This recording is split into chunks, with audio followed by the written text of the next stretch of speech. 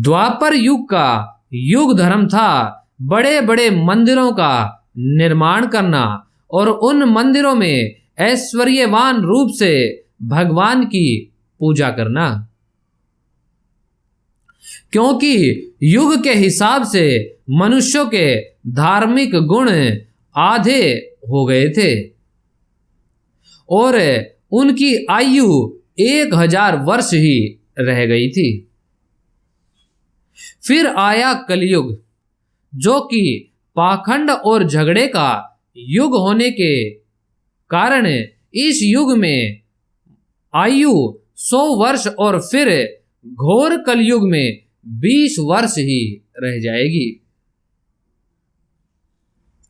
इसीलिए इस पतित समय में उपरोक्त 3 में से किसी भी प्रक्रिया को प्रभावी रूप से करना असंभव होने के कारण इस युग का गुणधर्म और आत्म साक्षात्कार का एकमात्र मार्ग है हरि नाम संकीर्तन, यानी कि भगवान के पवित्र नामों का जप करना, ध्यान करना। 5वां, आपद धर्म परिस्थितियों के बदलने पर बदलता है। आपदी कर्तव्य धर्म है। विपत्ति के समय में पालन किया जाने वाला धर्म आपद धर्म है। उदाहरण के लिए अक्सर दैवीय या सांसारिक संकटों जैसे अनपेक्षित कारणों जैसे कि क्रांतियों, अकाल, जबरन देशांतरण आदि के कारण लोग अपने निर्धारित कर्तव्यों का पालन करने में सक्षम नहीं हो सकते। तो ऐसी परिस्थिति में एक व्यक्ति या व्यक्तियों का समूह दूसरे वर्ण या धर्म अपना सकता है और विपत्ति के समय की स्थिति को संभाल सकता है। वर्णाश्रम धर्म। वर्णाश्रम धर्म स्वयं भगवान द्वारा बनाई गई दिव्य व्यवस्था है, जो कि लोगों को 4 वर्णों और उनके जीवन को 4 चरणों अर्थात 4 आश्रमों में विभाजित किया गया है। चतुर्वर्ण्यम मया सृष्टम गुण कर्म विभागशः।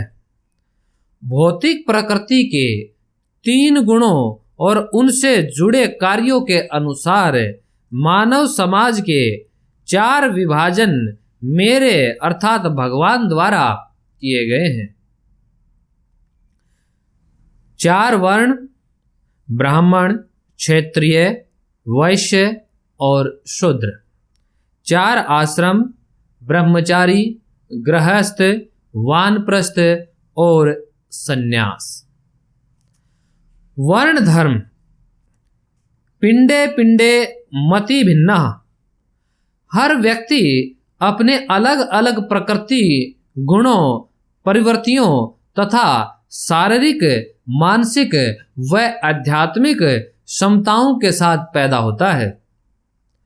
उसके अनुसार वो समाज की अलग अलग जवाबदारियों को उठाने के लिए उचित होता है। व्यक्ति का वर्ण उसके गुण और कर्म के अनुसार ही निर्धारित होते हैं और उसके गुण और कर्म उसके प्रारब्ध, जन्म, प्रवृत्ति, संस्कार और व्यक्ति के प्राकृतिक गुण के अनुसार ही बनते हैं। कलयुग से पहले जब संस्कारों और कर्तव्यों का कठोरता से पालन किया जाता था और महिलाएं अपनी पवित्रता और शील अपने वर्णों में बनाए रखती थी, तब परिवारों में उचित वर्णों के संतान पैदा होते थे।